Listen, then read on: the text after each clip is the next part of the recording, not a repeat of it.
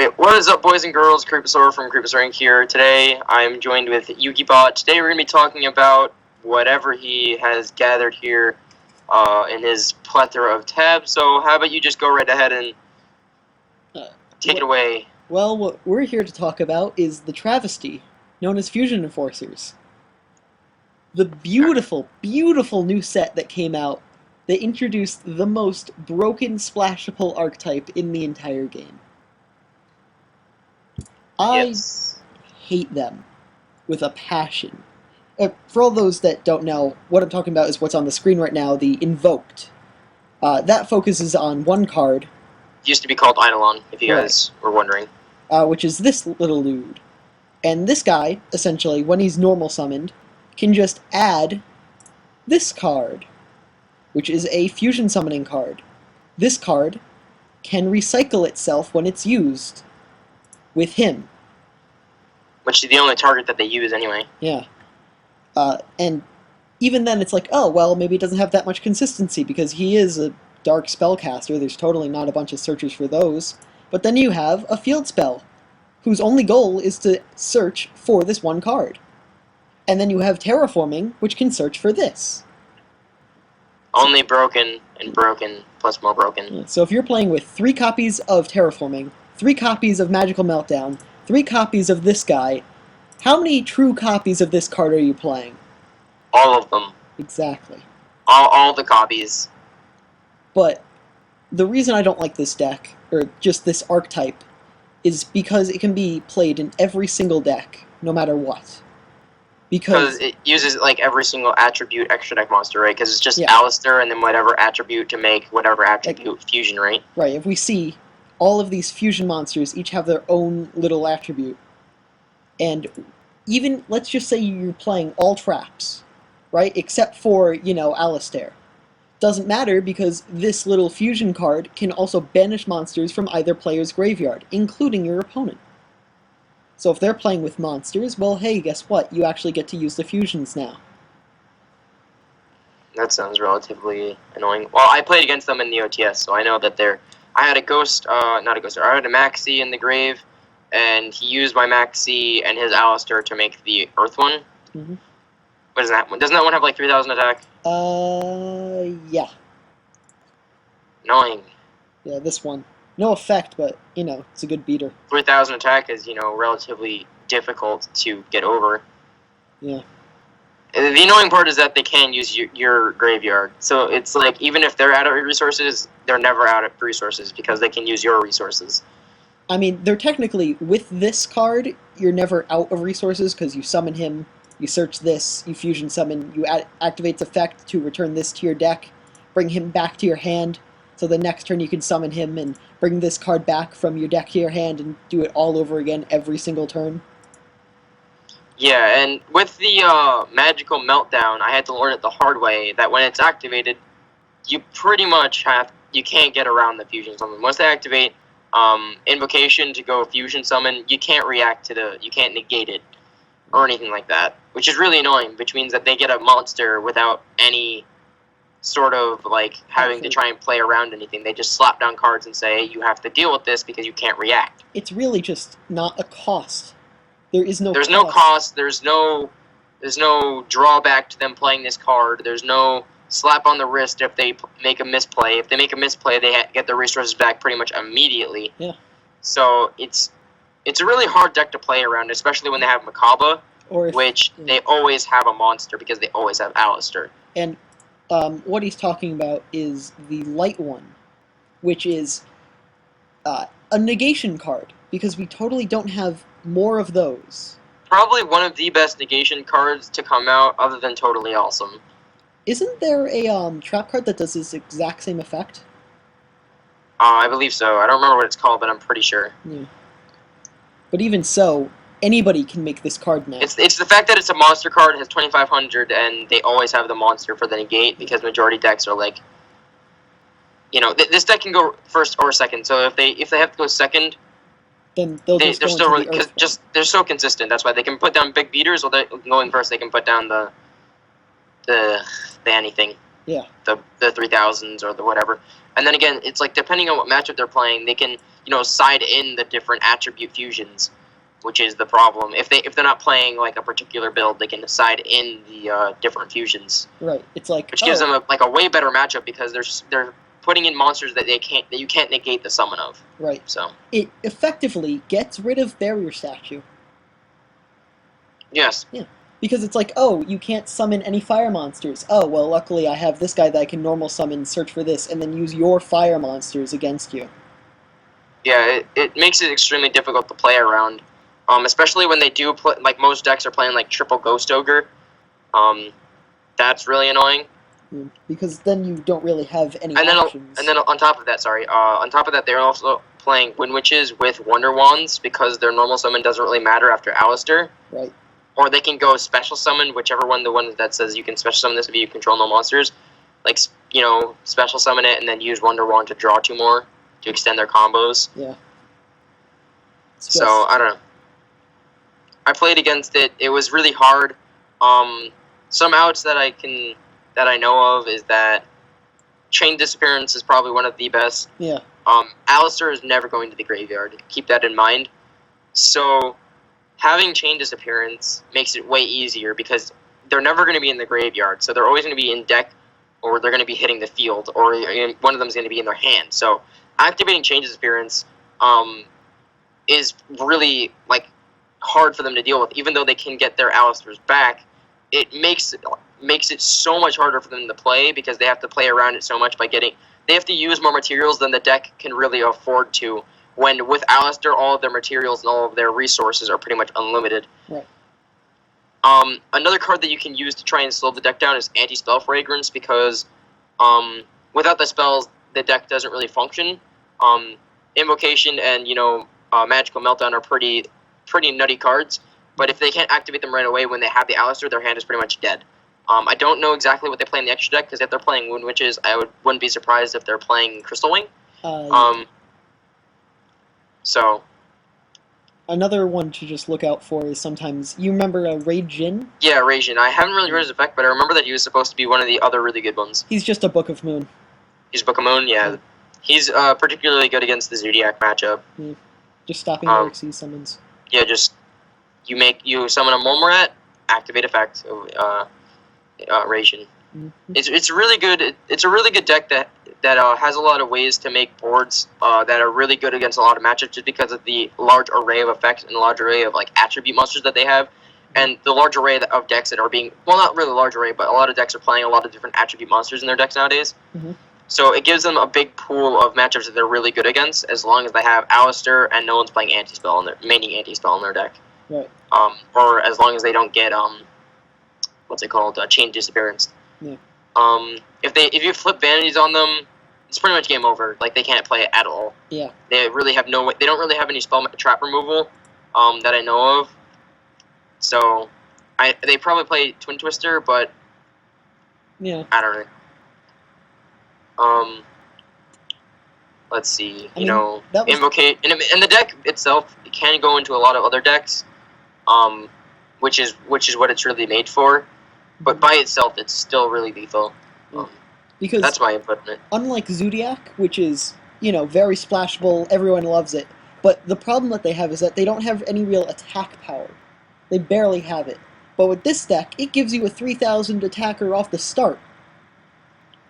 Yeah. And it's a lot of players, what they're doing now is mixing the Alistairs and the Magical Meltdown, the field spell, and the invocation, the fusion card, into Zodiac to substitute for the fact that it doesn't have a lot of attacking power, along with the fact that they can already make extremely powerful boards, with a Dryden, with a leftover, what is it called? I can't remember the name of it now. The cycle card, the Xyz. The cycle back, Emerald? The Xyz that they make with 2, and then it cycles back the ones from graveyard. Daigusto Emerald, Jesus Christ. That one, they're going to have a leftover Daigusto Emerald. There's something else, and then they can have field that have invoked on them. It's a really hard matchup, I have to say. And with the deck being so new, and with the deck just the way that it functions doesn't have that many outs. You can use Ghost Ogre against it. You can max seed them. That makes it really hard for them to play. And you can also use Anti-Spell and what's it called? Change Experience. Yeah. What are your thoughts on it? Because those are the odds that I can think of right now. I know that the deck is very potent and powerful because it doesn't really have to do much on their turn. It's all about playing on your turn.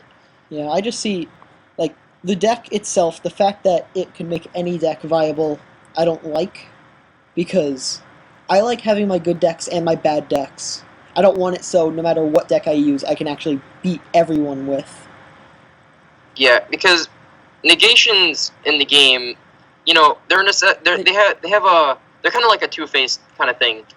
They have their good sides and they have their downsides, but most time nowadays it's just like an outright negation for very little cost. Yeah.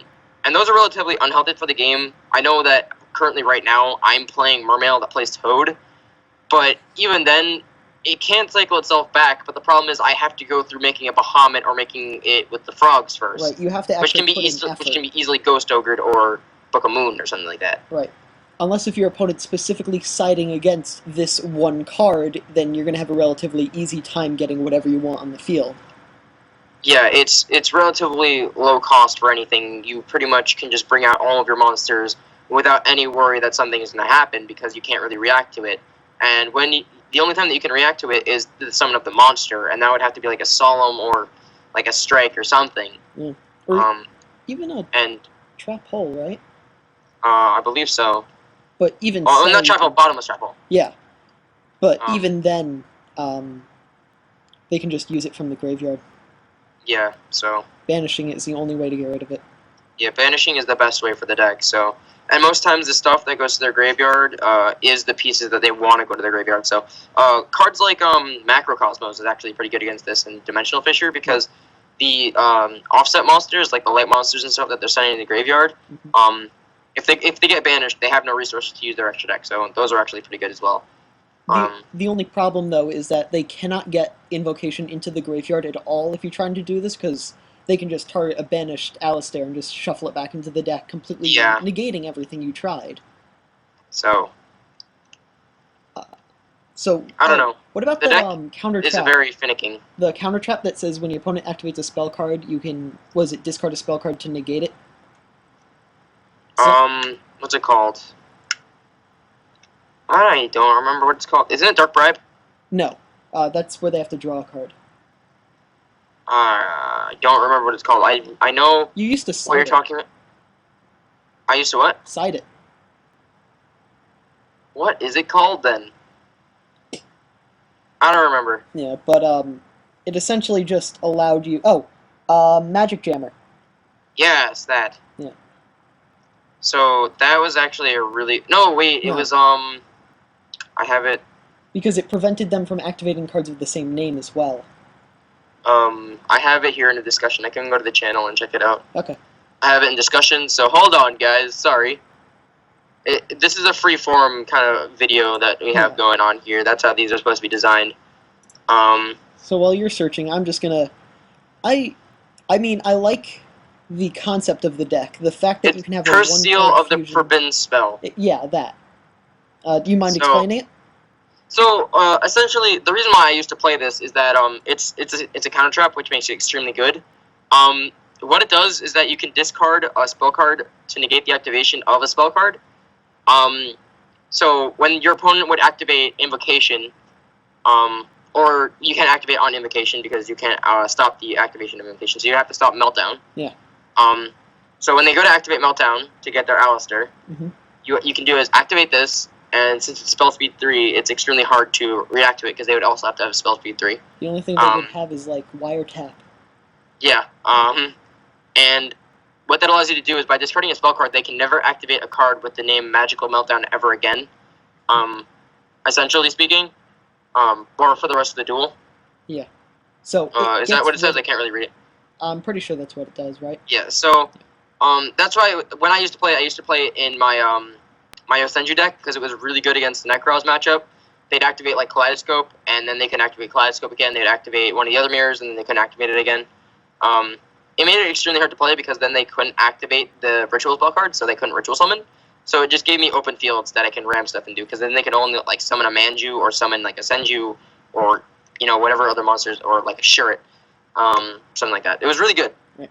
Is what I'm trying to say. And so now it can make a comeback because it's like, oh, activate Meltdown, and then you just activate this. Oh, now they can't search. Yeah, because if you can stop Meltdowns, means that you can stop their invocation. Right. With Meltdown on the field, you can't react to invocation. Right.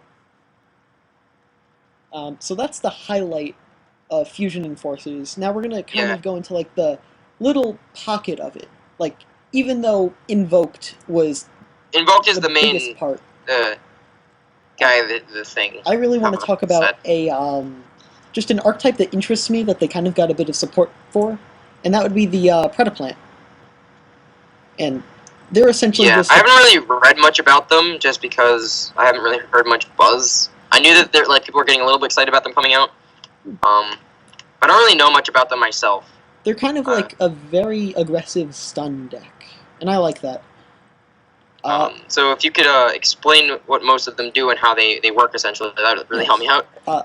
Most of it focuses on this one little guy named Predaplant Flytrap, because it focuses on predator counters. So this guy, you can target one face-up monster your opponent controls, and put a predator counter on it. All monsters with predator counters, their level becomes 1. And this really helps because if this card battles a monster whose level is lower than it, and this card is level 2, you could immediately destroy it, then increase this card's level by that. And that's... Yes. And so it just becomes a deck based around these counters and what you can do to really make the deck work. So it's just about it's about clearing the boards to add levels. Do they have like a tuner or a synchro or? Oh yes, in this thing, in this Fusion Enforcers, one of their, in my opinion, best cards came out called Chlamydio Sundew, and it's also level 2, but it can fusion summon by using itself, so you don't need like a fusion card like Polymerization.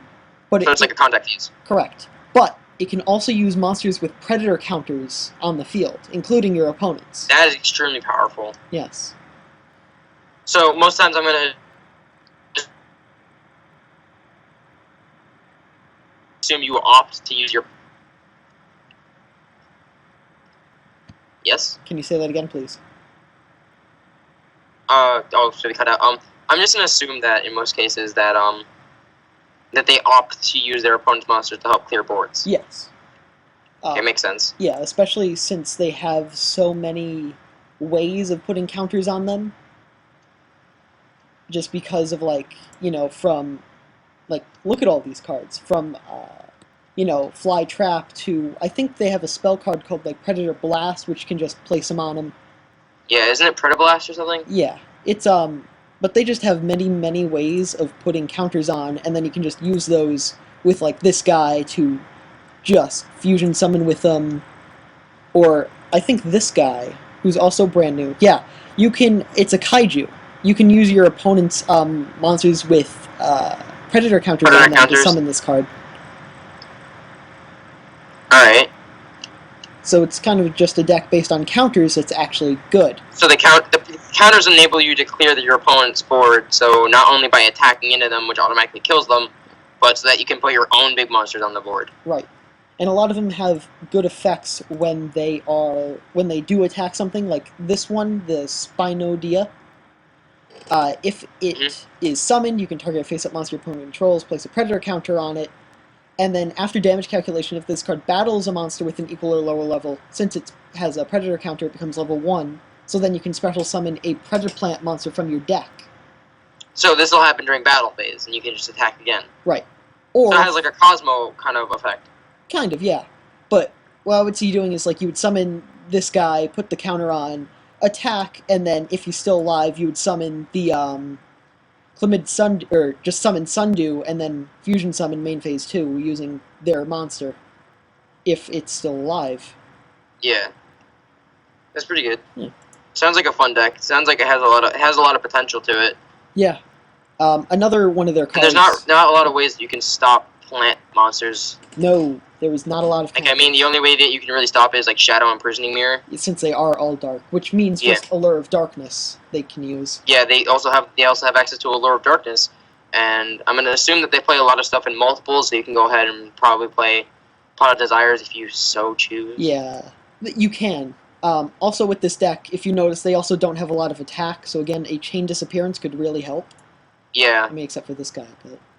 I mean, I feel like all of their monsters are kind of potent on their own. They're not like how a lot of decks have one card around, like that they base around. Well, I mean, with this... They have the Fly Trap, right? Right, they have Fly Trap, but you don't really need to focus on that as much. I mean, sure you do have to focus on it, but with, they are a fusion deck, remember. So they have all these cool fusion cards that you can use, like their main one, which is Starving Venom Fusion Dragon, which is just a, you know, it's an anti-meta card, and it's actually really good. Oh, well. Yeah. Because it just requires 2 dark monsters on the field, and monsters with predator counters, if you use Sundew, are treated as dark as well. Oh, well, that sounds, wow. Yeah. And well, alright then. in the set also came a Predator Plant Fusion, which is Chimera Rafaelsa, or Rafflesia. Rafflesia. Yeah, Rafflesia, who requires 1 Predaplant monster and 1 dark monster, who would most likely be Sundew. Or one of your opponent's monsters. One Sundew like, you know, the and Sundew, and then one of your opponent's monsters. Right. And it just says once per turn, target 1 monster on the field with level less than or equal to this card's and banish it. So, you know, summon, activate its effect so you can put a counter on something and then activate this card, so just instantly banish it. Also, when this card is just attacked, or is attacked, you can have the opponent's monster lose 1,000 attack, then this card gains 1,000 until the end phase. Mm-hmm. And if this card is in the graveyard during the next standby phase, you can actually add a Polymerization spell card or Fusion spell card from your deck to your hand, but that effect's really not needed if you already have Sundew. Alright. And the last one I just wanted to talk about was... Jesus. All of these have really annoying names to pronounce. So kind of like, Paleo. Yeah. We're just going to call this guy Bugflower. Bugflower, alright. So, Predaplant Bugflower, when they declare direct attack, which can happen, because remember, these guys don't have a lot of attack. If they can't really go off, then they can't do anything. So when they declare direct attack, you can special summon this card from your hand, and after damage calculation, if this card battles a monster, destroy that monster, and if this card is destroyed by battle or by card effect, you can add a Predaplant card from your deck to your hand. So it's just a basic searcher, but it really helps when you're not really doing well, because it can stop an attack. So it's like a way so that you can get into your combo when you didn't play, like have a good play. Right. It kind of is like your saving grace. And the special summon from the hand doesn't really matter if you can 1-for-1 it anyways, because, you know, searching and having access to 1-for-1 is actually insane. Yeah. So, yeah. I mean, Fluffles were also in this, but... Yeah, didn't they get Kraken, which makes them, like, also really good? Yeah, or better than they were? Yeah, they already had some presence. I kind of just wanted to talk about, you know, the best of the deck, and then something that no one would really remember. Alright. Sounds cool. So, we're all wrapped up here, I'm going to assume? Yes. Alright, so, guys, thank you so much for watching this video. Let us know what you think about the video in the comment section below. We definitely want to hear your feedback. It's always cool. So definitely hit that like button below as hard as you can, and subscribe to Creeposaurus for some more awesome Yu-Gi-Oh content. And as always, I hope you enjoyed, and I'll catch you guys in the next one. And I think Yu-Gi-Bot will catch you guys Thursday or something. Always right? On Thursdays. Alright, guys. Catch you guys in the next one. See ya.